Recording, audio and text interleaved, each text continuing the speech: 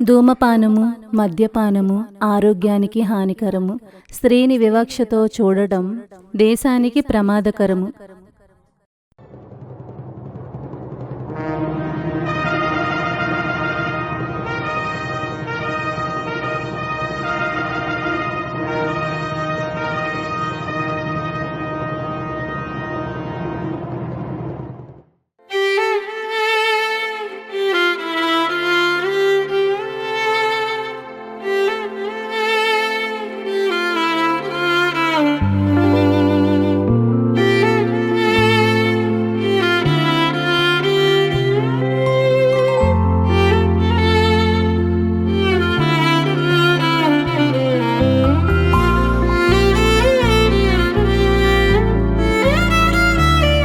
పోయిన వారి కంటే మనము గొప్పవారము కాము. దేవుని రాజ్య సువార్త పనిలో ప్రాణాలు విడిచిన దేవుని సేవకులందరికీ మా ఈ చిత్రం అంకితం. ఈ ఆధునిక యుగంలో కూడా మన భారతదేశం నిరక్షరాస్యత, వర్ణ వ్యవస్థ, కుల వివక్ష, అంటరానితనం, మతోన్మాదం, స్త్రీ వివక్ష, దేవదాసీ వ్యవస్థ, జోగిని వ్యవస్థ అనే ఎన్నో సామాజిక రుగ్మతల నడుమ చిక్కుకుపోయి ఉంది. అటువంటి ఈ తరుణంలో సామాజిక అవగాహన కోసం దగాపడిన దేవుడి భార్య అనే ఈ లఘు చిత్రం దేవదాసీ వ్యవస్థ అనే అంశంపై ప్రధానంగా కేంద్రీకరించి మీ ముందుకు తీసుకురావడం జరిగింది. ఈ లఘు చిత్రం మన సమాజంలో ఉన్న మూఢనమ్మకాలను రూపుమాపడానికి, మతోన్మాదాన్ని అణగదొక్కడానికి మరియు భారతీయులందరినీ ఆలోచింపజేయడానికి ఎంతగానో దోహదపడుతుందనే ఉన్నతమైన ఆలోచనతో తీసినదే తప్ప హైందవ సోదరులను కించపరచాలని గాని లేక వారి మనోభావాలను దెబ్బతీయాలనే దురుద్దేశంతో కాని తీసినది ఏమాత్రం కాదు. ఈ దేవదాసి వ్యవస్థ అనేది మన దేశంలో ఉన్న ఆడబిడ్డలను పట్టి పీడిస్తున్న ఒక భయంకరమైన మూఢాచారం. మతోన్మాదులు అయితే వాస్తవాలను వక్రీకరించి ప్రజలను తప్పుదోవ పట్టించి విద్వేషాలు రెచ్చగొడుతూ ధనార్జనే ధ్యేయంగా లఘు చిత్రాలను రూపొందిస్తున్నారు. కానీ మేము మాత్రం దానికి భిన్నంగా భారతీయులందరి చేత నిత్య ఘనతలను అందుకుంటున్న ప్రపంచ మేధావి, భారత రాజ్యాంగ నిర్మాత డాక్టర్ బిఆర్ అంబేద్కర్ గారి స్ఫూర్తితో వాస్తవాలనే చిత్రంగా మలచి ప్రజలను ఆలోచింపజేసి చైతన్యవంతపరుస్తున్నాము. వీక్షించండి, ఆలోచించండి, తెలుసుకోండి.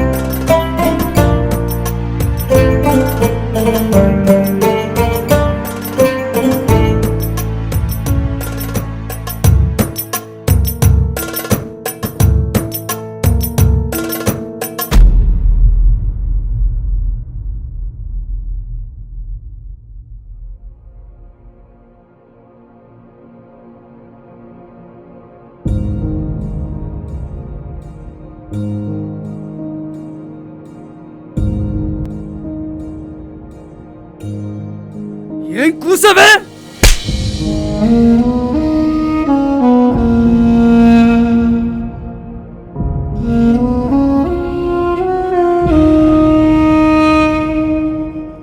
జోగిని, మాతాంగి, బసవిని, దేవదాసి ఇలా పేర్లు ఏవైనా మా బ్రతుకు ఒకటే. మేము బ్రతికేది ఒకటే. ఇది నా కథ. నాలాంటి ఎంతోమంది భరతనారీల వ్యధ. దేవుడికి భార్యగా, మనుషులకు బానిసగా బ్రతుకుతున్న మా బ్రతుకుల యథార్థ గాథ.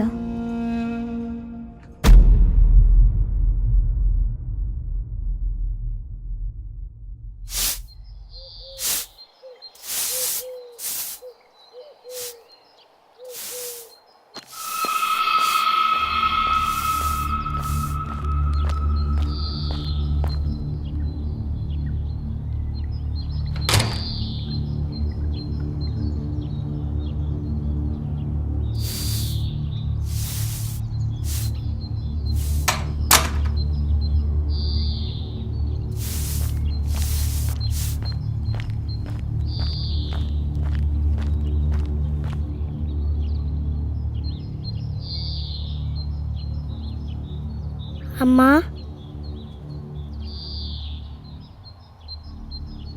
ఆయనేనా మా నాన్న?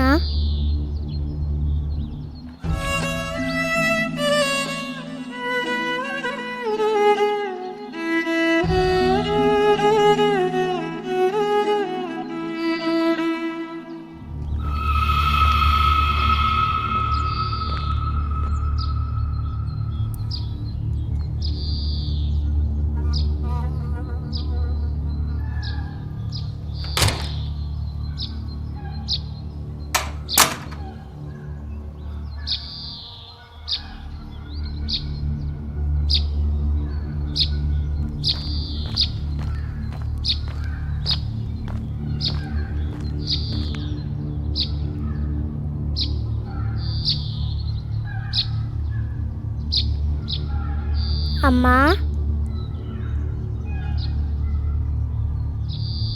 పోనీ ఈయనేనా మా నాన్న?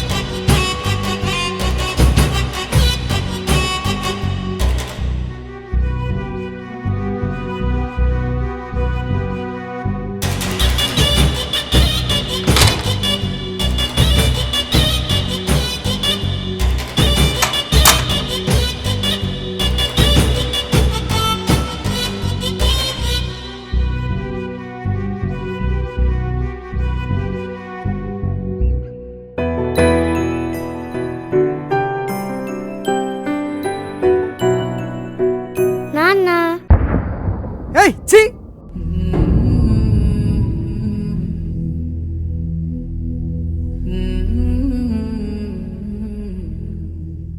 ఎవడే నీకు నాన్న? కోలము తక్కువదానా.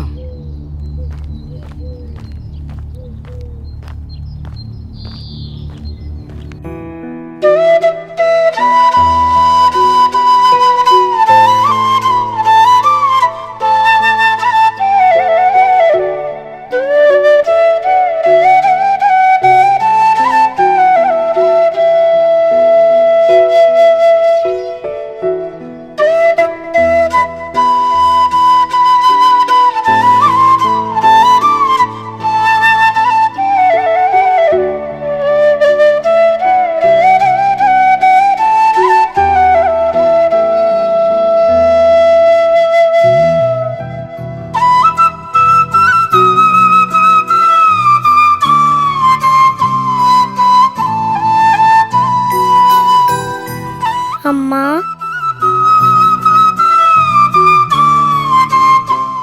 ఈయన కూడా మా నాన్న కాదా?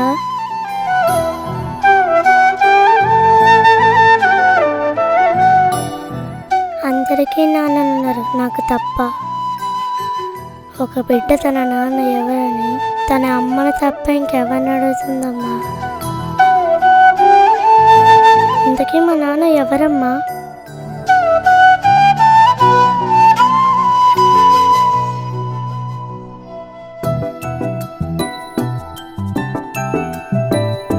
ఇంకెప్పుడు అడగనమ్మా, ఏడవకు.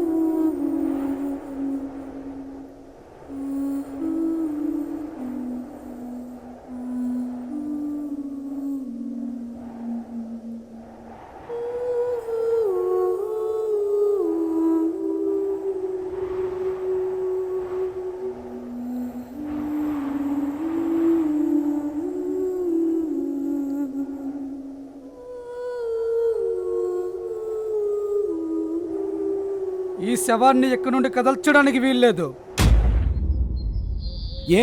ఎందుకు తీయకూడదు? అలా తీస్తే నీకు వచ్చిన నష్టమేంటి? శవం తీయకుండా ఇక్కడ ఉంచి ఏం చేయమంటారు? పూడ్చుకుంటారో కాల్చుకుంటారో లేదా కుల్లబెట్టుకుంటారో మాకెందుకు. ఈ కులం తక్కువ జోగిని శవాన్ని మా ఇళ్ల ముందు నుండి తీసుకెళ్ళడానికి వీల్లేదు, అంతే. అదే ఎందుకని అడుగుతున్నాగా. మేము శాసించే వాళ్ళం, మీరు పాటించేవాళ్ళు. మమ్మల్ని ప్రశ్నించే హక్కు మీకు లేదు. మీలాంటి వారికి మా తమ్ముడే సరైనోడు. పోయి వీళ్ళు తలపొగరు దించడానికి తలవని పిలుచుకొనిరా.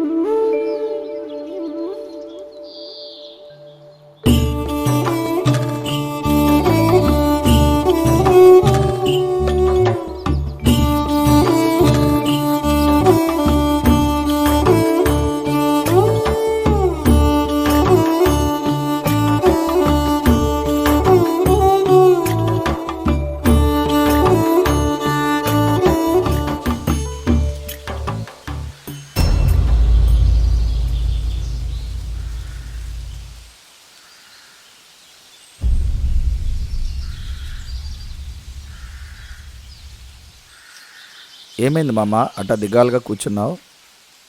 రైతు బ్రతుకంటేనే చులకనైపోయిందయ్యా ఈ ప్రజలకు, ఈ ప్రభుత్వాలకు. ఏమైంది మామ? పంటకు నీరు కరువైపోయింది, ఈ రైతు గుండె బరువైపోయింది. ఆ బరువెక్కిన గుండెతో ప్రభుత్వాలను అర్థించాను, కానీ ఎవరూ నా గోడు వినలేదు. నీరు లేక పంట చచ్చిపోతుంటే ఊపిరాడక కండబిడ్డ చచ్చిపోతున్నట్టుందయ్యా.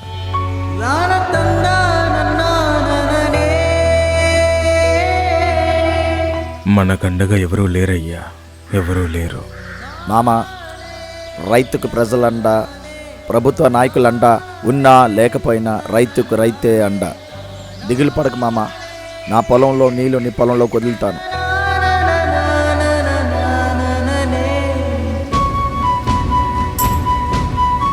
రైతే రాజంటారు, కానీ ఆ రాజు ఓడిపోతుంటే ఎవరూ గెలిపించరు. రైతు దేశానికి వెన్నెముక అంటారు, కానీ ఆ వెన్నెముక విరిగిపోతుంటే సాయం చేసి నిలబెట్టేవారే కరువైపోతారు. పొలంలో రైతు చెమట చిందిస్తేనే దేశం కడుపు నిండేది.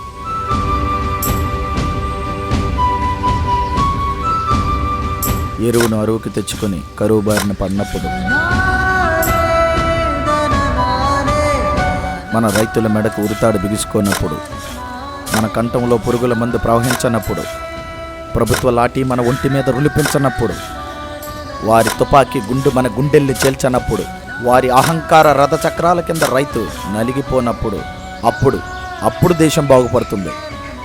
అది జరుగుతుందంటావా? మరిచిపోయావా మామా? గల్లీలో రైతు కన్నెర్ర చేస్తే ఢిల్లీలో గద్దె అదిరిపోయింది, దెబ్బకు దిగొచ్చింది.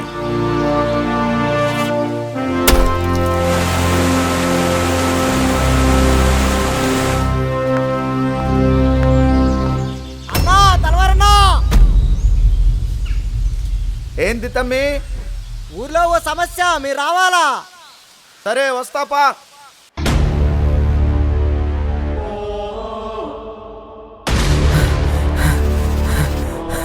తలవారని వస్తుండు.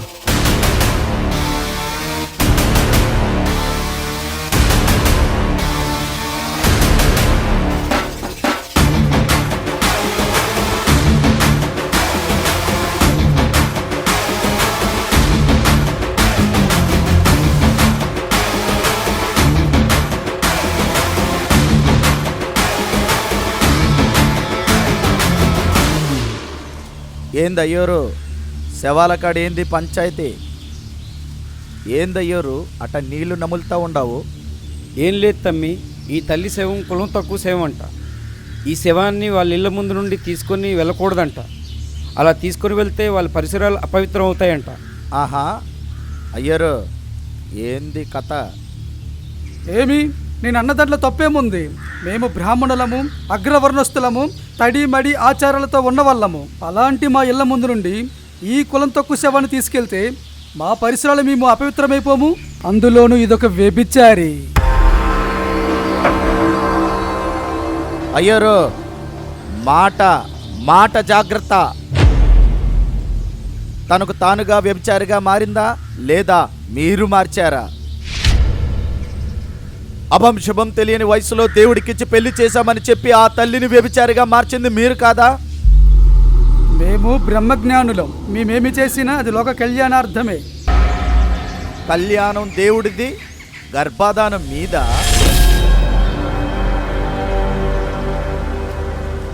దేవదాసి అని పేరు పెట్టి దేవుడికి దాసి అని చెప్పి మనుషులకు బానిసలుగా చేశారు కదా. అది దాని కులవృత్తి. అయినా అది అంటరానిది. మేము పవిత్రులం. దాని గాలి సోకినా మేము మైలుపడతాము. మరి ఆ తల్లి పక్క పంచుకున్నప్పుడు నువ్వు మైలు పడలేదా? అవకాశం ఉంటే ఆ తల్లి పడుకున్న పాడిని కూడా పాన్పుగా మార్చి ఆ తల్లి శవాన్ని కూడా అనుభవించే రకాలు మీరు. అయినా నీతో మాకు మాటలేమిటి? మీరు పాదాల నుంచి పుట్టిన వాళ్ళు, మేము తల నుంచి పుట్టిన వాళ్ళము. మేము శాసించే వాళ్ళం, మీరు పాటించే వాళ్ళు. మీ బ్రతుకులు మా పాదాల దగ్గరే, గుర్తుంచుకో. పాదాల నుంచి పుట్టిన వారు ఇక్కడ ఎవరైనా ఉన్నారా?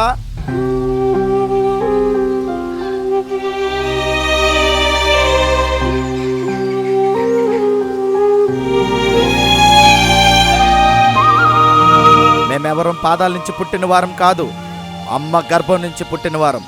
సమానంగా సమానత్వంతో పుట్టిన వాళ్ళం. ఇదంతా మాకు అనవసరం. ఈ శూద్రాల శవము మా ఇళ్ల ముందు నుండి వెళ్ళడానికి వీల్లేదు. బ్రహ్మకి పుట్టామనుకున్నోళ్ళు ఇక్కడ ఉండండి, లేదు అమ్మకే పుట్టామనుకున్నోళ్ళు వచ్చి పాడెత్తండి.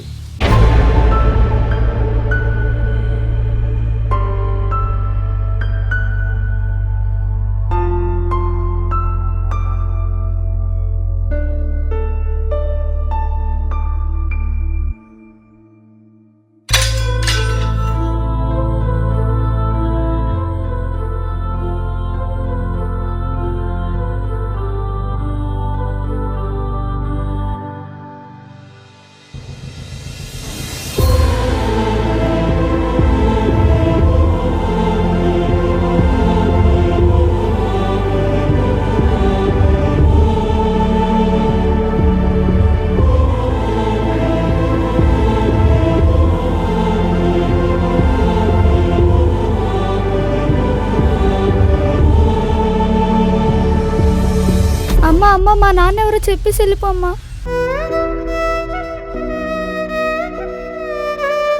అయ్యారు, ఆ చిన్నది అడిగిన దానికి సమాధానం చెప్పగలవా? మీ బ్రతుకులు మా పాదాల దగ్గరే, గుర్తుంచుకో. అయ్యారు, అలా మీ పాదాలు తాకింది కదా అని సముద్రాన్ని తక్కువ అంచనా వేయమాకు. ఆ అలే ఎగిసే ఉప్పునే నిన్ను మీ సామ్రాజ్యాన్ని ముంచేస్తుంది. జాగ్రత్త.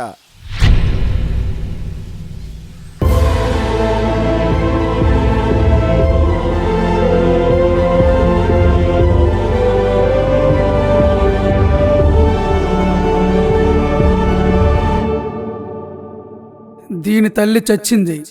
ఇక దీనిని జోగినిగా మార్చండి.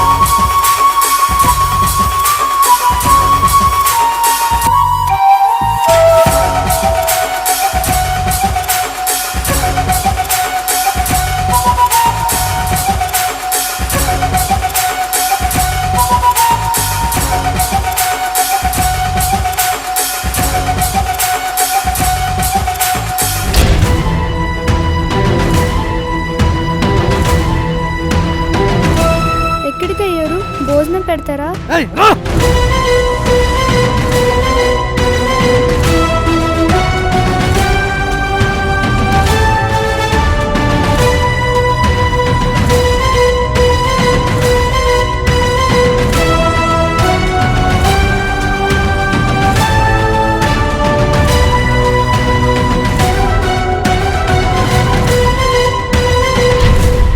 అయ్యారు ఏం చేస్తున్నారు అయ్యారు? అమ్మా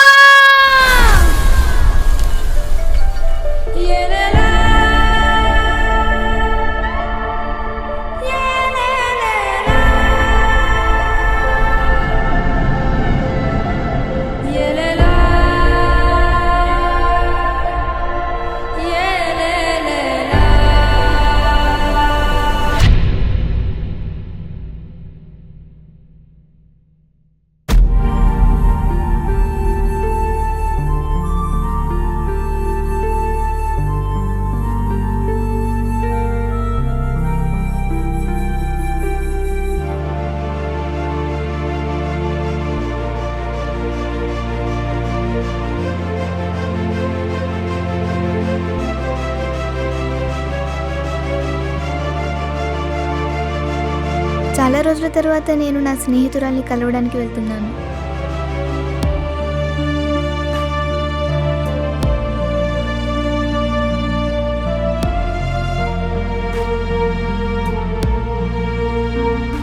తనకిష్టమని ఖర్జూరం కూడా తీసుకువెళ్తున్నాను.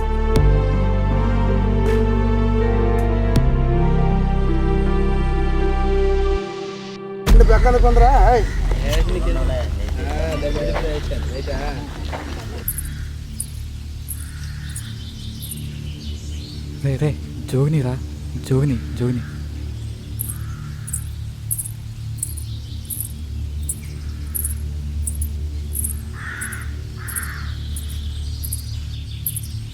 ఏయ్ అగు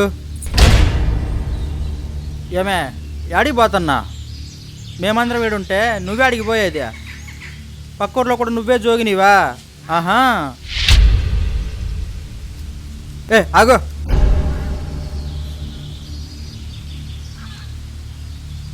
ఏరా ఈరోజు నువ్వు పోతా దాని దగ్గరికా?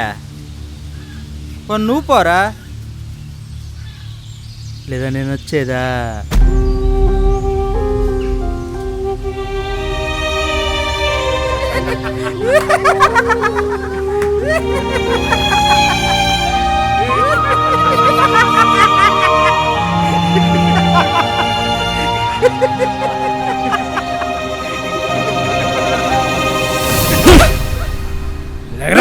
ఆడపిల్లల్ని ఏడిపిస్తారా? లేరా పరిగెట్టండి రా. ఆగ్రా ఆగు.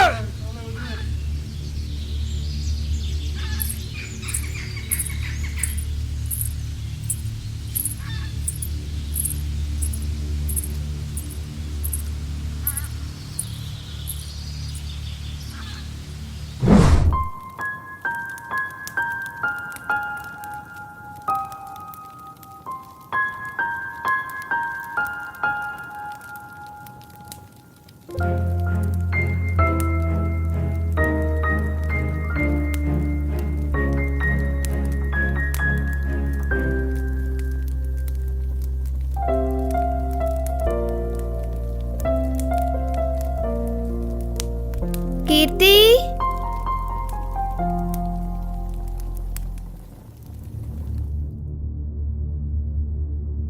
రా చంద్రిక, కూర్చో. ఏంటి కీర్తి ఎలా ఉన్నావు? ఎలా ఉన్నానా? బ్రతికే ఉన్నాను. ఏమైందే? నేను ఇప్పుడు గర్భవతిని. అవునా? ఇంకేం, ఇన్నాళ్ళు నీకెవరు తోడు లేరనుకున్నా. ఇప్పుడు నీకంటూ ఒక తోడు ఉంటుంది. నేను అలానే అనుకున్నాను, కానీ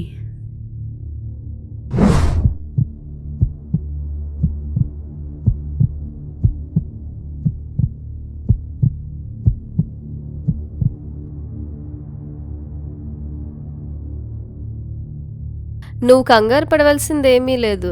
నువ్వు గర్భవతివి, తల్లివి కాబోతున్నావమ్మా. నాకు బిడ్డ పుట్టబోతుంది. నాకంటూ ఒక తోడు వస్తుంది. నేనిప్పుడు ఒంటరిదాన్ని కాను. లేమ్మా.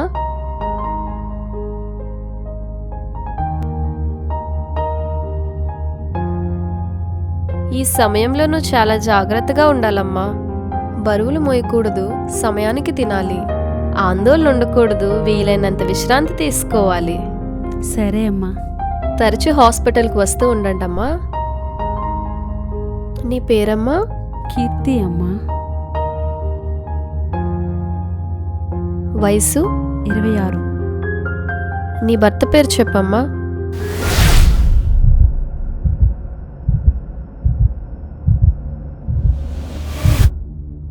ఓ, భర్త చనిపోయారా? ఆహా. పోనీ మీ తండ్రి పేరు చెప్పండమ్మా.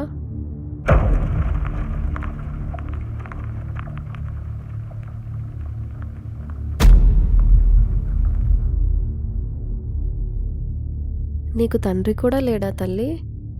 నేనొక్క జోగినినమ్మా.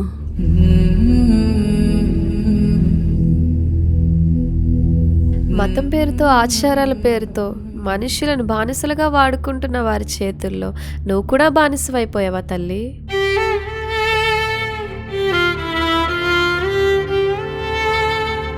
స్త్రీలను ఆటబొమ్మలుగా చేసి వారి దేహాల మీద కూడా పన్ను కట్టించే నీచమైన సంస్కృతి మన దేశంలో ఉండేది. 19వ శతాబ్దంలో మన దేశంలో ట్రావెన్కోర్ అనే రాజ్యంలో స్త్రీల స్తనాలపై పన్ను విధించేవారు. నంగేలి అనే స్త్రీ తన స్తనాలపై వేసిన పన్నును నిరాకరించింది. అయినా సరే అక్కడ రాజులు, అగ్రవర్ణస్థులు బలవంత పెట్టి పన్ను కట్టమనేసరికి గొడవలతో తన స్తనములను కోసి అరిటాకుపై పెట్టి వారికిచ్చేసింది. అధిక రక్తస్రావం జరిగి ఆమె చనిపోయింది. మన దేశంలో కొంతమంది స్త్రీలు తన దేహాన్ని కప్పుకోవడానికి కూడా స్వాతంత్ర్యం లేకుండా పోయింది. దీనికి కారణం బ్రహ్మతల నుండి పుట్టామని చెప్పుకుంటున్న అగ్రకులస్తులే. అలాగే స్త్రీ చదువుకోకూడదని, చదువుకుంటే ప్రశ్నిస్తుందని, స్త్రీ వంటింట్లోనే ఉండాలని, మగాడి చెప్పు చేతల్లో బ్రతకాలని మన దేశంలో స్త్రీని చదవనిచ్చేవారు కాదు. అప్పుడు ఒక ఆమె వచ్చింది, భారతదేశపు మొట్టమొదటి మహిళా ఉపాధ్యాయురాలు. అగ్రకులస్తుల నుండి ఎన్నో అవమానాలకు వచ్చింది, ఎన్నో నిందలు అనుభవించింది. బ్రాహ్మణులు తన కుటుంబాన్ని, తనని ఊరు నుంచి వెలివేసిన స్త్రీలకు చదువు నేర్పడం ఆపలేదు. ప్రతి స్త్రీ చదువుకోవాలనే తన ఆశను, పట్టుదలను వదులుకోలేదు. తనే జ్యోతిరావు పూలే గారి భార్య సావిత్రిబాయి పూలే గారు. ఆమె నా ఆదర్శం. ఈ పనికిరాని ఆచారాలను పక్కన పెట్టాను, డాక్టర్ని అయ్యాను. మన దేశంలో స్త్రీలపై వివక్షకు కారణం బ్రాహ్మణిజం. అందులో ఇప్పుడు నీ జీవితం కూడా బలైపోయింది. తరువాత నీకు పుట్టబోయే బిడ్డకు కూడా ఇదే పరిస్థితి. నీ బిడ్డకు నీకులానే సమాజంలో విలువ ఉండదు. నీలానే నీ బిడ్డ కూడా బానిస బ్రతికే బ్రతకాలి. తండ్రి ఎవరో తెలియక, భర్త ఎవరో తెలియక బ్రతికినంతకాలం నరకం అనుభవిస్తూ బ్రతకాలి. ఈ సమాజం మారినంత వరకు ఈ అసమానత్వం తొలగదు.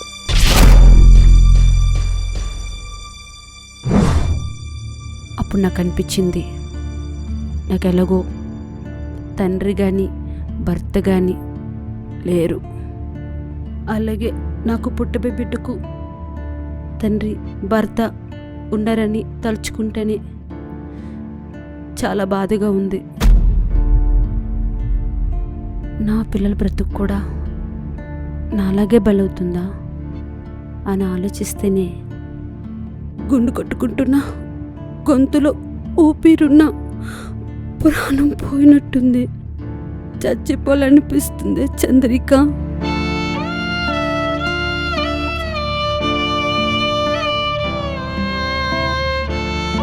ఊరుకోవే కీర్తి, బాధపడకు. రక్తాన్ని చిందించకుండా, గాయం తగలకుండా యుద్ధాన్నైనా గెలవచ్చు, కానీ కన్నీరు కార్చకుండా, కష్టం లేకుండా జీవితాన్ని గెలవలేము. సరే, నేను వెళ్తాను, నువ్వు జాగ్రత్తగా ఉండు. అప్పుడప్పుడు వచ్చి కలుస్తుంటాను.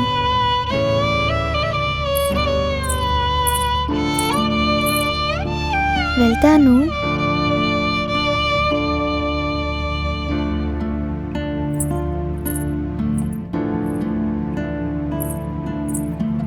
నా పిల్లల బ్రతుకు కూడా నాలాగే బలవుతుందా? గుండు కొట్టుకుంటున్నా, గొంతులో ఊపిరున్నా, ప్రాణం పోయినట్టుంది. చచ్చిపోవాలనిపిస్తుంది చంద్రిక. అయ్యో, ఖర్జూరం తనకి ఇవ్వకుండానే వచ్చేసానే.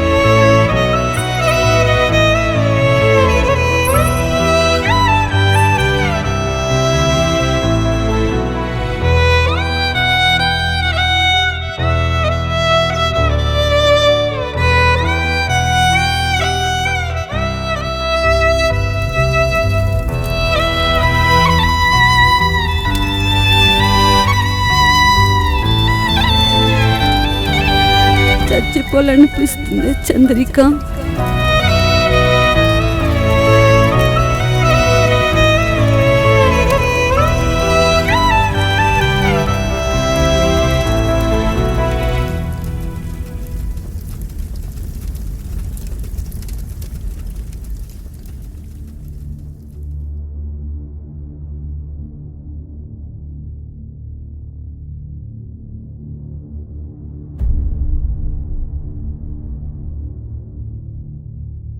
ధ్యానం దానం అన్నీ చేసి కష్టంలో ఒకడుంటాడు, పాపం చేసి ఇంకొకడేమో సుఖపడిపోతూ ఉంటాడు.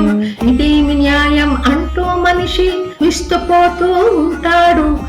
చేసిన కర్మం చెడని పదార్థం, ఇది ఏ భగవద్గీత సారం.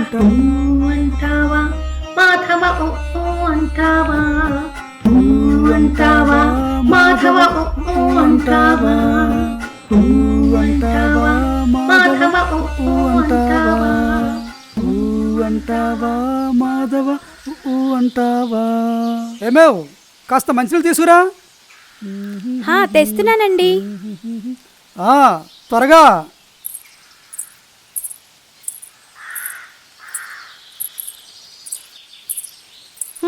తీసుకోండి. నీళ్ళు చల్లగా ఉన్నాయి. అవును, మన ఇంట్లో కొండ పగిలిపోయిందిగా, ఈ చల్లని నీళ్ళు ఎక్కడివి? మన ఇంటి వెనుకున్న కుమ్మరివాడి ఇంట్లో నుంచి కుండ నీళ్లు తెచ్చిచ్చానండి.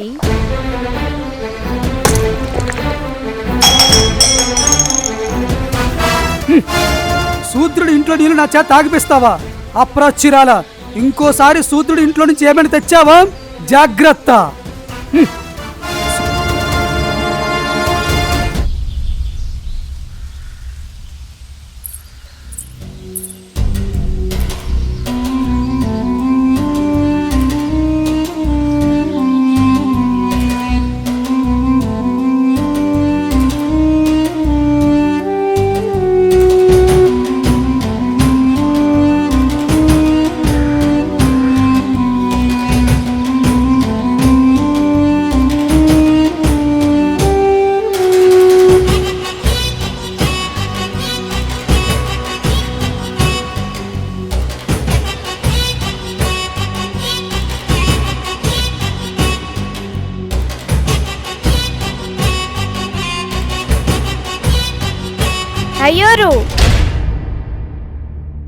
అయ్యోరు, మీరు ఇలానే మా అమ్మ దగ్గరికి వచ్చారు, ఇప్పుడు నా దగ్గరికి కూడా వచ్చారు.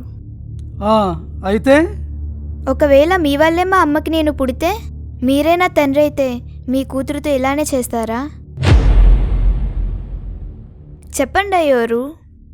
చూడు, మీకు బంధాలు బాంధవ్యాలు ఉండవు. ఇది మీ కులవృత్తి. మీలాంటి వాళ్ళను దేవుడికిచ్చి పెళ్లి చేసినప్పటి నుండి మారు మాట్లాడకుండా చెప్పింది చేయడమే గాని ఇలా ఎదురు ప్రశ్నించే అర్హత మీకు లేదు. నా తల్లి మెడలో నా మెడలో పుస్తు కట్టింది మీరు, ఆ దేవుడు కాదు. మా గదిలోనికి వచ్చింది మీరు, ఆ దేవుడు కాదు. మమ్మల్ని ఇలా మార్చింది మీరు, ఆ దేవుడు కాదు.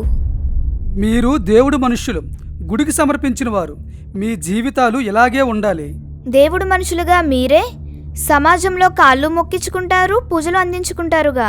మరి మీ ఇంటి ఆడవారిని, అంటే నీ తల్లినో చెల్లినో కూతుర్నో ఎందుకు ఇలా మార్చరు?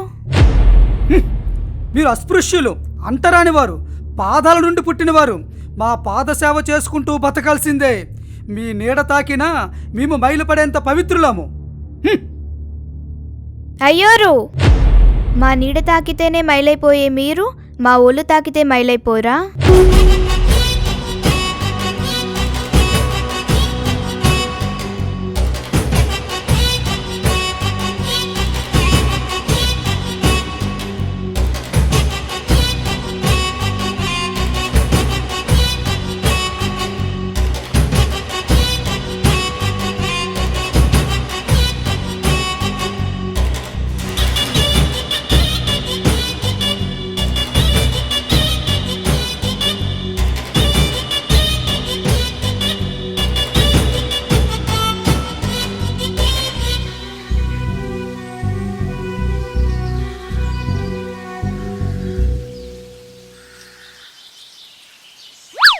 వామ్మో వాయో, నా సామాన్లేవి, నా సంపదేది, నా ఇల్లు మొత్తం గొల్లైపోయింది. వసై వసై వసై. ఏమేవ్, ఇంట్లో సామాన్లేవి? దొంగలుగానే పడ్డారా ఏంటి? బాగుంది చోద్యం, మీరు చెప్పిందేగా నేను చేశాను. శూద్రుడి ఇంట్లో నీళ్ళు నా చేత తాగిపిస్తావా? అప్రాచ్యురాల, ఇంకోసారి శూద్రుడి ఇంట్లో నుంచి ఏమైనా తెచ్చావా జాగ్రత్త. ఇంట్లో ధాన్యం ఎక్కడే? కాయగూరలు ఎక్కడా? గోధుమలు ఎక్కడే? ఆ ధాన్యం పండించింది శూద్రులు, ఆ పంట పండించింది శూద్రులు. అయినా ఆ శూద్రులు పండించిన పంట మనమేం తింటాంలేండి. పైగా శూద్రుల ఇంట్లో మంచినీళ్ళే వద్దనుకున్నారు. మీకు ఇవన్నీ అవసరమా చెప్పండి? సరే, నా పంచెలెక్కడా? నా లాల్చీలెక్కడా? అసలు నా బట్టలేం చేసావే? బట్టలు నేసింది ఎవరండి? శూద్రులు. ఆ శూద్రులు నేసిన బట్టలు మనకెందుకండి, అందుకని తగలబెట్టేశా. పైగా శూద్రుల ఇంట్లో మంచినీళ్ళే తాగలేదు మీరు. శూద్రులు నేసిన బట్టలు కట్టుకుంటారా ఏమిటి? ఇంట్లో కుండలేవి, వంట పాత్రలేవి, సామాన్లేవి, ఏం చేసావే? ఇంట్లో కుర్చీలెక్కడా? బల్లలెక్కడా? మన మంచం ఎక్కడే? కుండలు పాత్రలు చేసింది ఎవరండి? శూద్రులు. ఆ శూద్రులు చేసిన పాత్రలు మనకి ఎందుకండి, అందుకే పగలగొట్టేశా. అయినా శూద్రుల ఇంట్లో మంచినీళ్ళే తాగలేదు మీరు. శూద్రులు చేసిన పాత్రలు వాడతారా ఏమిటి? ఇంట్లో వెండి సామాన్లేవి, బంగారు ఆభరణాలేవి, ఎక్కడ దాచావు? ఏం చేసావు? ఆ ఆభరణాలు తయారు చేసింది ఎవరండి? శూద్రులు. ఆ శూద్రులు తయారు చేసిన వెండి అయితే ఏంటి, బంగారం అయితే ఏమిటి, అందుకే చెత్త కుప్పలో పారేసా. పైగా శూద్రుల ఇంట్లో మంచినీళ్ళే తాగలేదు మీరు. వారి చేతితో తయారు చేసిన ఆభరణాలు మనకెందుకండి? అమ్మా, ఎంత పని చేసావే! అవును, ఏవి మీరు విడిచిపెట్టి చెప్పులేవే? చెప్పులు కుట్టింది ఎవరండి? శూద్రులు. అందుకే ఆ శూద్రులు కుట్టిన చెప్పులు ఎందుకని పారేసా. అసలే శూద్ర ఇంట్లో మంచినీళ్ళే తాగలేదు మీరు. వారి చేత్తో కుట్టిన చెప్పులు మనకి ఎందుకండి? వామ్మో వామ్మో, ఇంకా నయం, ఈ ఇల్లు శూద్రులు కట్టిందే అని తగలబెట్టలేదు. మీరు కొంచెం ఆలస్యంగా వచ్చుంటే ఆ పనే చేసేదాన్ని. ఇంకెందుకు నన్ను చంపియే? మీరు చచ్చినా శ్మశానాన్ని మట్టుకు తీసుకువెళ్ళను, ఇక్కడ ఎక్కడో పారేస్తాను. ఏ ఎందుకు? ఎందుకంటే ఆ శ్మశానంలో మిమ్మల్ని తగలబెట్టేది కాటి కాపరి, అతడు కూడా శూద్రుడే. అమ్మ బాబోయ్, ఒసై ముద్దు, మనం శూద్రుల దగ్గర నుంచి నీళ్లు మాత్రమే తీసుకోకూడదే, కానీ వాళ్ళు పండించిన పంట మనం తినాలి. వాళ్ళు చేసిన పాత్రలు మనం వాడుకోవాలి. వాళ్ళు నేసిన బట్టలు మనం కట్టుకోవాలి. వాళ్ళు చేసిన ఆభరణాలు మనం ధరించుకోవాలి. వాళ్ళు కట్టిన ఇంటిని మనం వాడుకోవాలి, కానీ వాళ్ళను మాత్రం దూరంగా ఉంచాలి. నీకో నిజం చెప్పనా, ఆ శూద్రులు లేకపోతే మనకు బ్రతికే లేదే. మరి మనం బ్రహ్మ తల నుండి పుట్టినవారం, వారు బ్రహ్మ పాదాల నుండి పుట్టినవారు కదా. పిచ్చిదానా, మన ఆధిపత్యం కోసం బ్రహ్మ నుండి సృష్టించబడ్డామని చెప్పాం, కానీ నిజానికి ఆ బ్రహ్మను సృష్టించిందే మనం. సరే, మీరన్నట్టు వారు పాదాల నుంచే పుట్టారన్నారు కాబట్టి వారిపై వివక్ష అనుకుందాం. మరి మేము మీలానే బ్రహ్మతల నుండి వచ్చిన వారమే కదా. గుడులలో అర్చకత్వం బ్రాహ్మణ స్త్రీలకు లేదా, పురుషులకు మాత్రమేనా? బ్రహ్మతల నుండి పుట్టినా సరే స్త్రీకి వివక్ష తప్పలేదన్నమాట. వంటింటి కుందేళ్ళ ఇంట్లోనే పడుండాలన్నమాట. చూస్తా ఎంతకాలమో.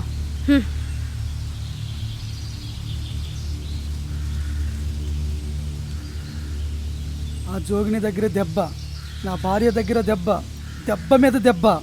రేపు ఎలాగైనా ఇంకో దాన్ని పెళ్లి చేసుకొని దీన్ని గదిలో పెట్టి తాళం వేయాలి. అమ్మ బాబు, రేపు అసలే ఊరికి పెద్ద వ్యాపారవేత్త వస్తున్నాడు. అతనితో పొత్తు కుదుర్చుకోవాలి, మంచి డబ్బులు సంపాదించాలి.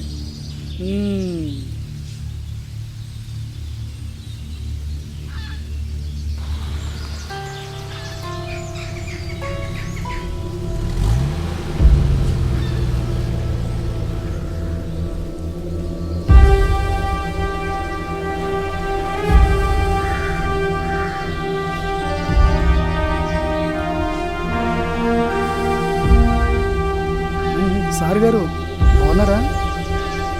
రండి రండి, అప్పుడప్పుడు మమ్మల్ని కూడా పట్టించుకోండి.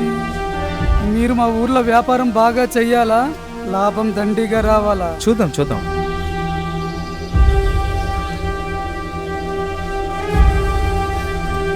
మా ఊర్లో అన్నీ ఉన్నాయండి, మస్తుగా జలసా చేయండి. అన్నీ ఉన్నాయా? మా ఊర్లో జోగినులు కూడా ఉన్నారు, నచ్చినట్టు వాడుకోండి. ఏరా, నీ తల్లినో చెల్లినో పంపిస్తావా వాడి దగ్గరికి? ఏం కూసవే?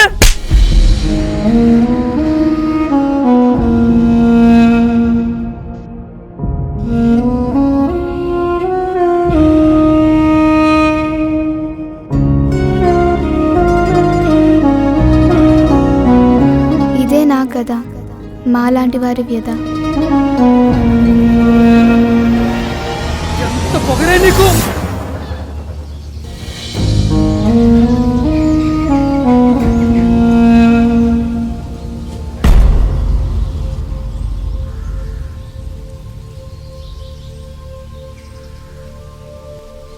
లే అమ్మా.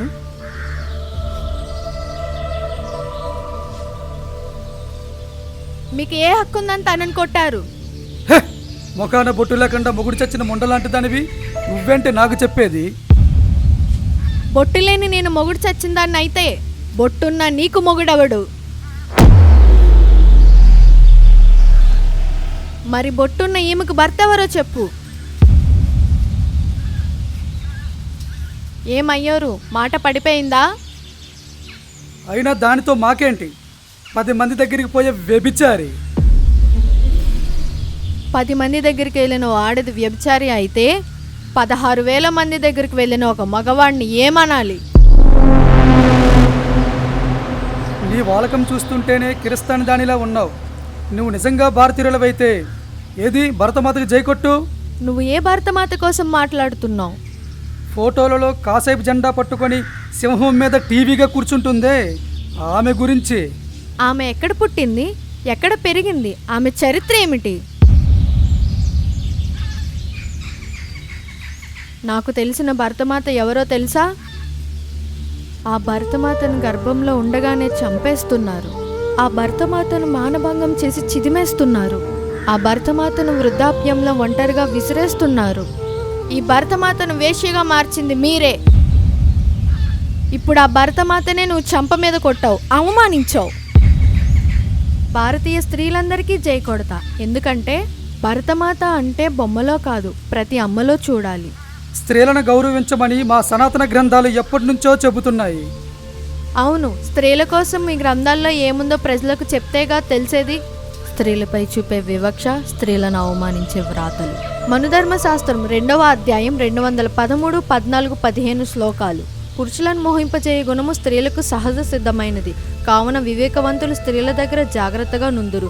పురుషుడు వివేకహీనుడైనను వివేకవంతుడైనను కామక్రోధాలకు వశమైనచో స్త్రీ అతనిని తప్పుడు త్రోవకు తీసుకొని పోతుంది. మిక్కిలి బలము గల ఇంద్రియములు వివేకుని సైతం చెడు త్రోవను తొక్కిస్తాయి. కావున మానవుడు తన తల్లితోనైనను చెల్లితోనైనను కూతురుతోనైనను ఒంటరిగా నుండకూడదు. పురుషులను మోహింపచేసే తత్వం స్త్రీలకు సహజమైనదా? అబ్బా, చాలా గొప్పగా చెప్పాయి మీ సనాతన గ్రంథాలు. మనుధర్మశాస్త్రం 5వ అధ్యాయంలో బాలిక అయినను యువతి అయినను ముసలిదైనను స్త్రీ అయినను గృహకార్యములను స్వతంత్రించి చేయకూడదు. బాల్యమున తండ్రి యొక్క ఆధీనమున, యవ్వనమున భర్త యొక్క ఆధీనమున, భర్త చనిపోయినప్పుడు పుత్రుల యొక్క ఆధీనమున స్త్రీ ఉండవలెను. స్త్రీ ఎల్లప్పుడూ స్వతంత్రంగా ఉండకూడదు, అనగా ఎవరి రక్షణ లేక ఒంటరిగా ఉండకూడదు. తండ్రి గాని భర్త గాని కొడుకులు గాని లేకుండా స్త్రీ ఒంటరిగా ఎప్పుడు కూడా ఉండకూడదు. ఒంటరిగా ఉన్న స్త్రీ భర్త వంశమును తల్లి వంశమును చెడగొట్టును. స్త్రీలకు స్వతంత్రం ఉండకూడదా? అబ్బా, చాలా గొప్పగా చెప్పాయి మీ సనాతన గ్రంథాలు. మనుధర్మశాస్త్రం 9వ అధ్యాయం 80 నుంచి 83 శ్లోకాలు. మద్యపానం చేసేది, దుష్ట స్వభావం కలది, భర్తకు ప్రతికూలంగా నడుచుకునేది, రోగిస్తే సేవకులను బాధించేది, విపరీతంగా ఖర్చు చేసేది అగు భార్యను వదిలి ఇంకొక స్త్రీని వివాహం చేసుకొనవచ్చును.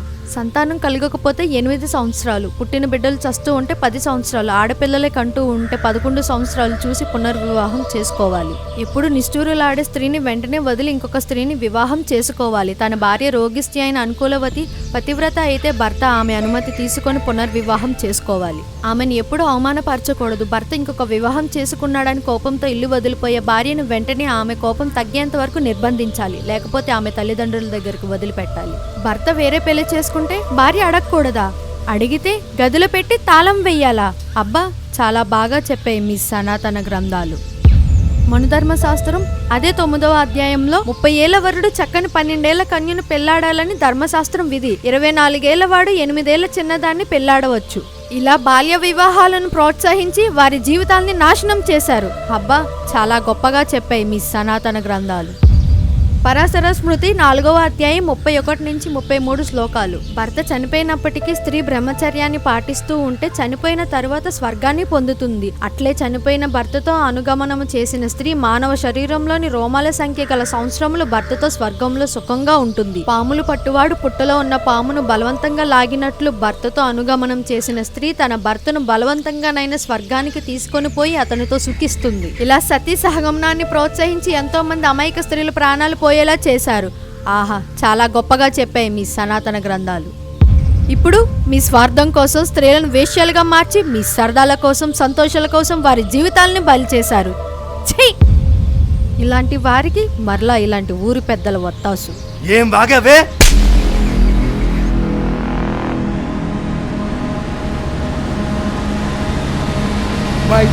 కొడతావే?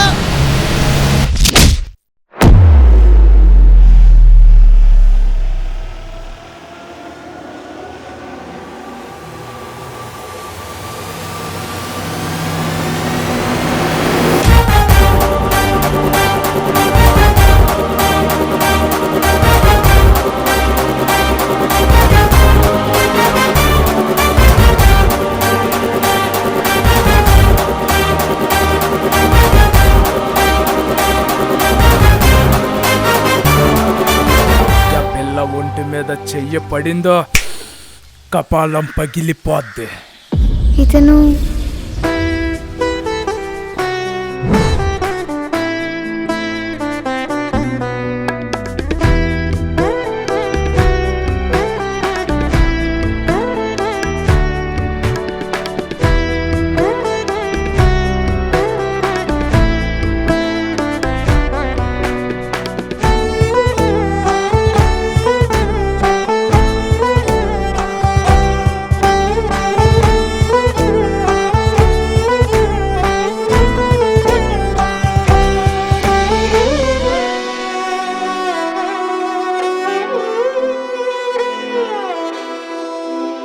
ఎరా, ఈరోజు నువ్వు పోతా దాని దగ్గరికా?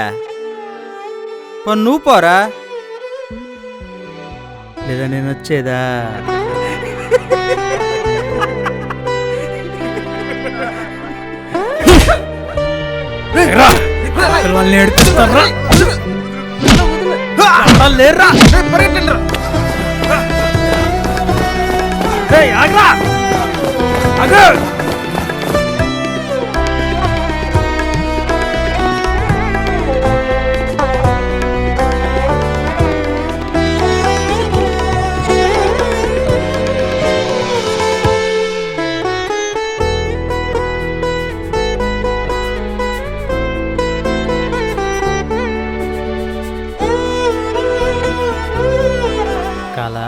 ఆ అమ్మాయి ఎంత నచ్చిందా? జోగునేగా, మరి ఓ రాత్రి వెళ్ళాల్సింది కదా. నాకు కావాల్సింది తనతో సుఖం కాదురా, తనతో సంతోషం. తన సంతోషం.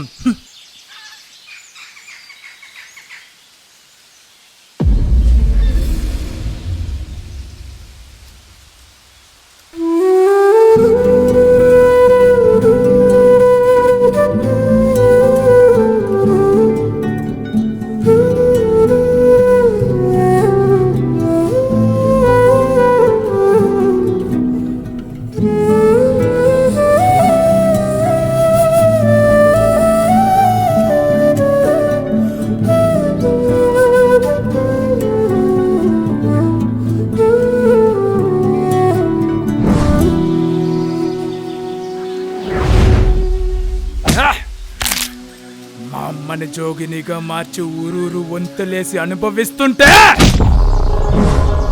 చూస్తూ ఉండిపోయా.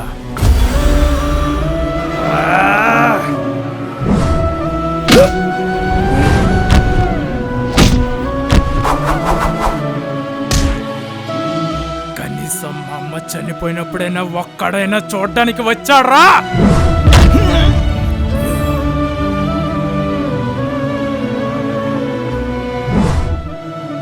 నా తల్లి శవాన్ని నేనొక్కనే ఈడ్చుకుంటూ వెళ్ళి తగలబెట్టుకున్నా.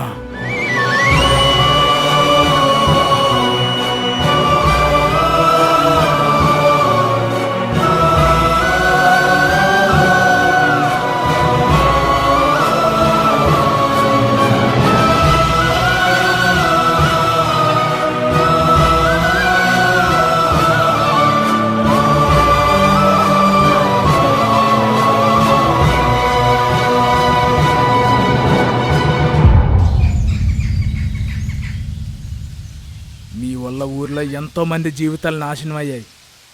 అక్కడ కూర్చున్నవాడు నా స్నేహితుడు.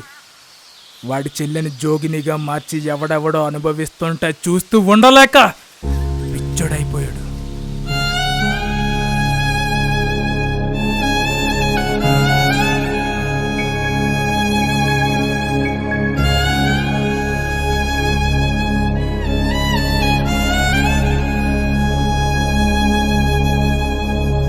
వారి జీవితాలు అలా కావడానికి కారణం మీరు కాదా? నా తల్లికి జరిగిన అన్యాయం ఈ పిల్లకి జరగకూడదని తనకొక జీవితాన్ని ఇద్దామనుకున్నా. అలాంటిది తన మీద చెయ్యేస్తారా?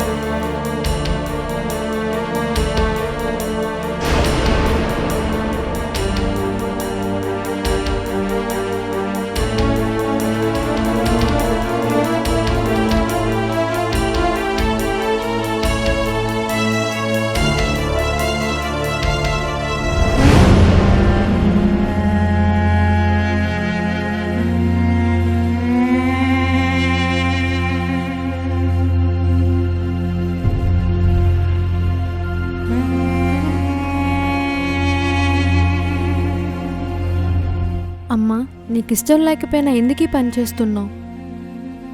మా అమ్మమ్మ ఇదే చేసేదంట, మా అమ్మ కూడా ఇదే చేసేది, ఇప్పుడు నేను కూడా ఇదే చేయాలంట. ఇది మా ధర్మం అంట, ఇది మా కులవృత్తి అంట, మేము చచ్చేంత వరకు ఇలాగే బ్రతకాలంట. చూడమ్మా, ఈ కులాలు కులవృత్తులు మనుషులు పెట్టినవి, ఆ దేవుడు కాదు. ముఖం నుంచి బ్రాహ్మణుడు, భుజం నుంచి క్షత్రియుడు, తొడల నుంచి వైశ్యుడు, పాదాల నుంచి శూద్రుడు పుట్టారని కట్టుకథలు చెప్పి ప్రజలను మోసం చేస్తున్నారు. నిజంగా అలా పుడితే తల్లి గర్భం నుంచే బ్రాహ్మణుడు పిలక జంధ్యంతో పుట్టాలి. తల్లి గర్భం నుంచే క్షత్రియుడు కత్తి పట్టుకొని పుట్టాలి. తల్లి గర్భం నుంచే వైశ్యుడు త్రాసు పట్టుకొని పుట్టాలి. తల్లి గర్భం నుంచే శూద్రుడు ముందు ముంత వెనుక చీపురు పెట్టుకొని పుట్టాలి. కానీ అలా పుట్టడం లేదు. తల్లి గర్భంలో ఉన్న సమానత్వం గర్భం దాటాక ఎందుకు పోతుందో ఆలోచించావా? వారి ఆధిపత్యం కోసం. అక్క, నేను ఆ దేవుడి భార్యనంట, కానీ ఏనాడు ఆ దేవుడు నా గడప తొక్కలేదు. దేవుడికిచ్చి పెళ్లి చేస్తామని చెప్పి దెయ్యాలతో కాపురం చేయించారక్క. చిన్నప్పటి నుంచి మా అమ్మకు ఒక ప్రశ్న అడిగేదాన్ని, అమ్మ మా నాన్న ఎక్కడా అని.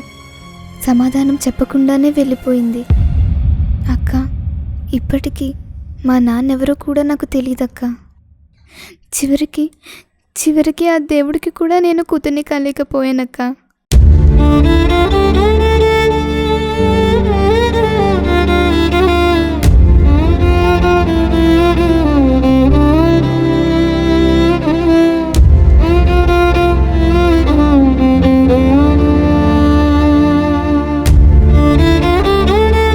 లేదమ్మా, ఆ దేవుడే నిన్ను అమ్మా అని పిలిచాడు. నాలో తల్లిని చూసిన దేవుడా? ఎవరక్క ఆయన? లోక పాపాలను తాను మోసి నీకోసం నాకోసం శిలువ మరణాన్ని పొందిన ఆ దేవుడు.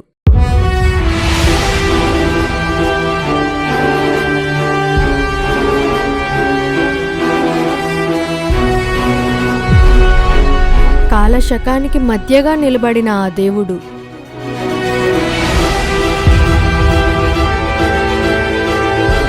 మార్గం, సత్యం, జీవం తానే ఉన్న దేవుడు. ఆయనే ప్రభు అయిన యేసుక్రీస్తు వారు.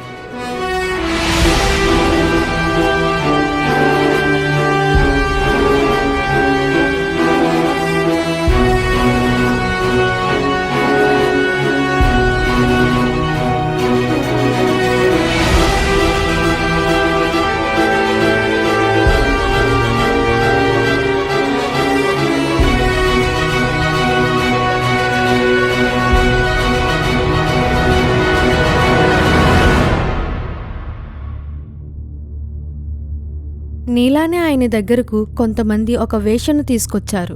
వ్యభిచారమందు పట్టబడినదని రాళ్లతో కొట్టి చంపమన్నారు. అప్పుడు యేసుక్రీస్తు వారు ఆమెను అమ్మా అని పిలిచి క్షమించారు.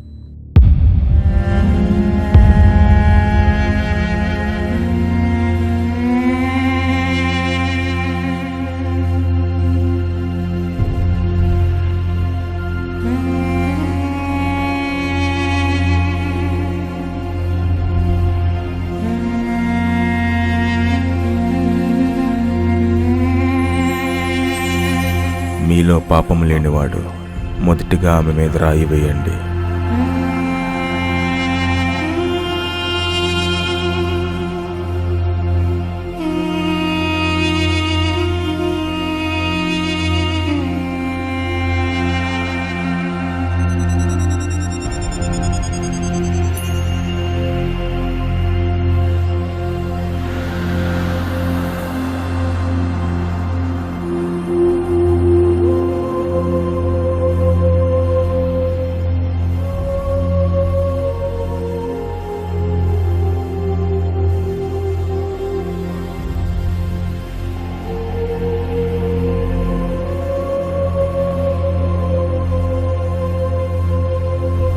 అమ్మా,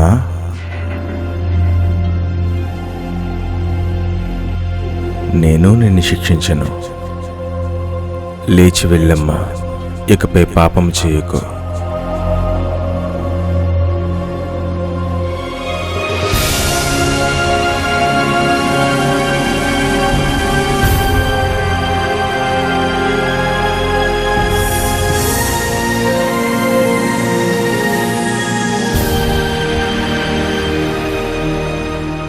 అక్కడ ఒకటి గమనించావా? వ్యభిచారమందు పట్టబడిన స్త్రీని మాత్రమే తెచ్చారు గాని పురుషుడెక్కడా? వారు కూడా ముఖం నుంచి పుట్టిన వంటి వారే. మగాణ్ణి దాచేసి ఆడదాన్ని మాత్రమే శిక్షించాలనుకున్నారు. మరి నన్ను ఆయన క్షమిస్తాడా? ఆమెను కూడా ఆయన క్షమించి మరి ఎప్పుడు ఈ పని చెయ్యొద్దని చెప్పి పంపించారు. అవును, ఈమె చెప్పింది ఎందుకో నాకు నిజమే అనిపిస్తుంది. వారి ఆధిపత్యం కోసం మన జీవితాలనే నాశనం చేశారు. మనం ఈ ఊరిని వదిలిపెట్టి వెళ్ళిపోదాం. నేను కూడా ఈ గొడవలు కొట్లాట్లు వదిలేస్తాను. మనల్ని క్షమించే దేవుని కోసం మనం బ్రతుకుదాం, మన జీవితాలను మార్చుకుందాం. దేవుడు నీకొక మంచి తోడునిచ్చాడు, వెళ్ళి క్రొత్త జీవితాన్ని ప్రారంభించండి. మీ క్రొత్త జీవితానికి నాదొక బహుమానం.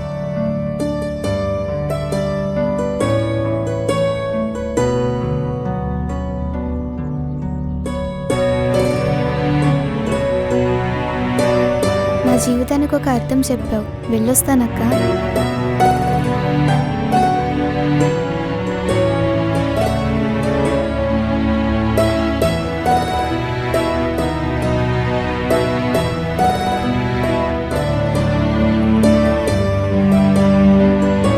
చంద్రిక, కూతురులో భార్యను చూసినవాడు దేవుడు కాదు, వేశ్యను కూడా అమ్మా అని పిలిచినవాడే దేవుడు.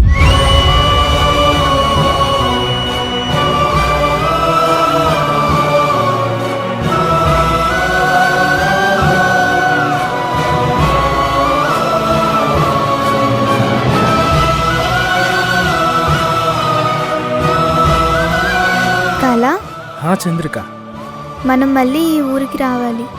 మనలాంటి వారిని అందరినూ మార్చాలి. తప్పకుండా వద్దాం.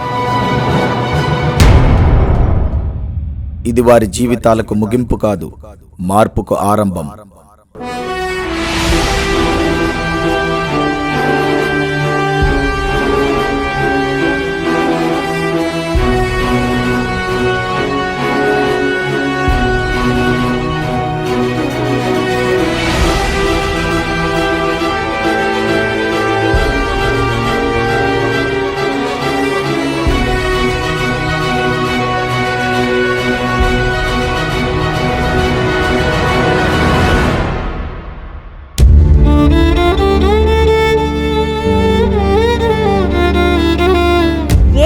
చెప్పాడు ఒక అమ్మాయిని జోగినిగా మార్చమని.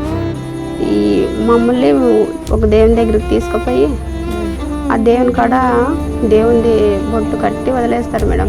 బస్సుని అంటే ఒక దాంతోనేంలే బజార్ దాంతో అన్నట్టుగా ప్రతి ఒక్కడు మూతి మీద మీసు మలిసిన మగవాడు ప్రతి ఒక్కడు మాట్లాడేవాడే. 50 రూపాయలు ఇస్తే వస్తుంది, 500 ఇస్తే వస్తుంది అన్నట్టుగా వాడుకునేది తప్ప వాళ్ళ సంసారం చూసినట్లు చూసేవాడైతే ఎవడు లేడు. తన తల్లిని సభ్య సమాజం తలదించుకునే పదాలతో తిడుతుంటే ఏ కొడుకు మాత్రం సహించగలడు? బసివిని కడుపున పుట్టిన పిల్లలు ఎన్నిసార్లు అలాంటి బజారు మాటలు విన్నారు? ఎన్నిసార్లు వారి గుండెలు బద్దలయ్యాయో? ఎన్ని రాత్రులు దిక్కులు పిక్కటిల్లేలా ఏడ్చారో వారికి మాత్రమే తెలుసు. తమ శారీరక వాంఛల్ని తీర్చుకోవడానికి అట్టడుగు కులాల్లోని అందమైన యువతులను బలవంతంగా ఈ రొంపిలోకి దించారు. తరతరాలుగా 100% దళిత మహిళలే ఈ దురాచారానికి బలవుతున్నారు. దేవుడి పేరుతో ఆధిపత్య కులాలు తమ కామదాహాన్ని తీర్చుకోవడానికి కనిపెట్టిన ఆచారం కాదా ఇది? ఈ తల్లిని చూస్తే కడుపు తరుక్కుపోతుంది. కూతుర్ని బసివినిగా మార్చాడు. ఇష్టం లేదు నాన్న అని ఎంత మొత్తుకున్నా ఆ తండ్రి వినలేదు. నువ్వు దేవుడి పెళ్ళామన్నాడు. రోజూ దెయ్యాలతో సంసారం చేయాల్సొచ్చింది. ఆమె గర్భం దాల్చింది. పిల్లలు పుట్టారు. ఎవరు పడితే వాడొచ్చేవాడు. ఈ నరకం తట్టుకోలేకపోయింది. డిప్రెషన్లోకి వెళ్ళిపోయింది. తన పిల్లల్ని కూడా చూసుకోలేదు. జీవితం మీద అసహ్యంతో ఇలా పిచ్చిదైపోయింది. నీకెంతమంది పిల్లలు? 2 పిల్లలు. కళ్ల ముందు జరగకూడనివి జరుగుతుంటే భరించడం చాలా కష్టం. ఆమె మాత్రమే కాదు, అన్న కూడా మతిస్థిమితం కోల్పోయాడు. కాలు మీద నుంచి లారీ వెళ్ళిపోయింది. నడవలేడు. కళ్ల ముందు ఏం జరిగినా తెలీదు. బహుశా తెలియకపోవడమే నయమనుకున్నాడేమో. అన్నా చెల్లెళ్ళు ఇలా అయిపోతే ఊరు చోద్యం చూసింది. మాకు మో పిల్లలందరికీ మాకు ఇంట్లో జాయిన్ చేసుకున్నారు. మాకు ఇప్పుడు అందరూ మంచిగా ఉండాలని, ఇప్పుడు వాళ్ళు దునిగేలు ఎట్లా ఉండాలని మాకు కూడా అట్లా మంచిగా ఉండాలి. ఇప్పుడు మాకి ఇంట్లో మాకు భర్త లేడు. ఇప్పుడు పిల్లలు గిట్ట ఉడితే ఎవరు పేరు చెప్పాలి? 11 సంవత్సరాలలో జోగింగ్ చేసిర్రు. నాకు అంత మట్టుకు తెలివి లేదు. ఇప్పుడు నేను పెద్దగైనా మేము ఎట్లా బతకాలి, మేము ఎట్లా చేయాలనేది మాకు కూడా అందరితో ఖుషి సంతోషపడాలని మాకు ఉన్నది. ఇప్పుడు మాకు ఆ సంతోషం అనేది మేము ఎవరికి చెప్పుకోలేకపోతున్నాం. సిగ్గులకు చచ్చిపోతున్నాం. భర్త అనేది లేదు. మేము మా కష్టం మేము చేసుకొని బతుకుతున్నాం. ఎప్పుడు మాకు ఆధారం కూడా ఏం లేదు, ఎవరి మీద ఆధారపడాలనేది కూడా ఇష్టం లేదు. పిల్లలు పుట్టినా కానీ మేము తండ్రి ఎవరని చెప్పుకోనికి ఇది అయింది. తండ్రి ఎవరు బాధ్యతరాలు అని మాకు తెలియదు. ఎవరని తండ్రి అని చూపించలేము కదా. ఇప్పుడు నా పేరు బాలమ్మ. నేను అడుకొచ్చి పూజ చేస్తా కదా దేవి. చిన్నప్పటి నుంచి నేను దేవుని మంచిని. ఇప్పటి వరకు చరిత్రలో జోగిని పూజారి బయట ఉంటారు, గుడి బయట. వాళ్ళకి అన్ని మొత్తం జాతర అంతా సెలబ్రేషన్స్ అన్ని సపోర్ట్ చేయాలి, వాళ్ళు మాత్రం గుళ్ళకి పోరాదు. ఎందుకు దేవుడు భార్యలు అవుతారు? దేవదాసి వ్యవస్థని ఎవరో రాజుల కాలం సృష్టించి దాని ఈ అమాయక ప్రజలకు రుద్ది దాని వ్యవస్థను కొనసాగేటట్లు చేసినారు తప్ప నిజంగా మాత్రం దేవునికి భార్యలు కాదు. ఒక్క చరిత్ర దేవుడు మాన్యం భూమి ఎక్కడైనా ఇచ్చిన చరిత్ర ఉందా ఇప్పటి వరకు? పోనీ దాంట్లోకి వచ్చే వాటన్నా ఇస్తున్నారా? తిని ఎంజాయ్గా మేము దేవుడు భార్యమని చెప్పుకొని ఆత్మగౌరవంతో బతకడానికి అవకాశం ఉందే? స్కూల్కి పోతే తండ్రి పేరు అడుగుతారు, బయటికి నిన్నగాక మొన్న హాస్పిటల్కి వెళ్తే కంపల్సరీ భర్త కావాలన్నారు. ఎక్కడి నుంచి తీసుకురావాలి? మానసికంగా శారీరకంగా ఇబ్బంది ఆడిపోయి ఎవరికో వాళ్ళ లైంగిక వాంఛ తీర్చడానికి ఈ వ్యవస్థ పుట్టించుకొని జోగినిగా మారే అమ్మాయి దేవతకి మొక్కి అక్కడే కూర్చుంటుంది. ఆమె మెడలో నలుపు తెలుపు పూసలతో కూర్చిన బంగారు తాళిని గుడి పూజారి గాని మేనమామ గాని కడతాడు. జోగినిగా మారిన స్త్రీకి పిల్లలు పుట్టినా వాళ్లకు తండ్రెవరో చెప్పుకోలేని పరిస్థితి. గ్రామ పెద్దలు పెత్తందారులు ఎవరిని ఆదేశిస్తే వాళ్లకు సుఖం పంచాల్సిందే. దాంతో సుఖవ్యాధుల బారిన పడటం, సమాజంలో చీత్కరింపులు, ఎక్కడైనా పని చేసుకుందామన్నా సాయం దొరకని పరిస్థితులు అన్నీ కలిపి జోగినీల జీవితాలని దుర్భరంగా మార్చేస్తున్నాయి. ఆదరించేవాళ్లు లేరనే మనోవేదన ఓవైపు, రోగాలు మరోవైపు, పుట్టిన పిల్లలకు దిక్కెవరన్న ఆలోచన ఇంకోవైపు. వీటన్నింటి మధ్య జోగినీలు అర్ధాంతరంగా తనువు చాలిస్తున్నారు. ఒక్క మహబూబ్ నగర్ జిల్లాలోనే సుమారు 5,000 మంది జోగినీలు ఉన్నారని అంచనా. వాళ్లలో 500 మంది వరకు చనిపోయారని రికార్డులు చెప్తున్నాయి. ప్రతి వాళ్ళు చులకన చూస్తారు. జోగిని అంటేనే ఆ దేవుడి పేరు మీద పెళ్లి చేసిన ఆమె దగ్గరికి ఎవరన్నా పోవచ్చు, ఎవరన్నా రావచ్చు, ఆమె ఊరి ఉమ్మడి ఆస్తి, ఆమె ఊరందరికీ వస్తువు అనే మాట మాత్రం పక్క అందరికీ తెలుసు. నిత్య జీవితంలో వాళ్ళు పడే కష్టాలు, వేదన మాత్రం నాకు తెలుసు.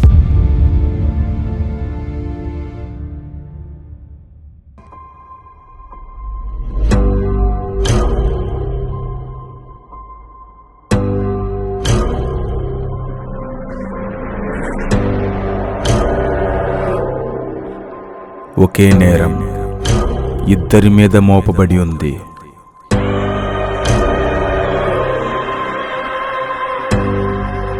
దోషులెవరు?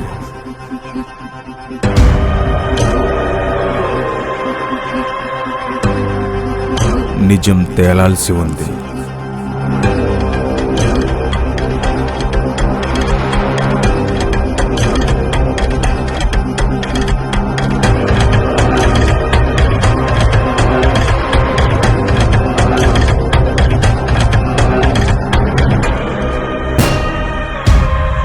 వాంటెడ్.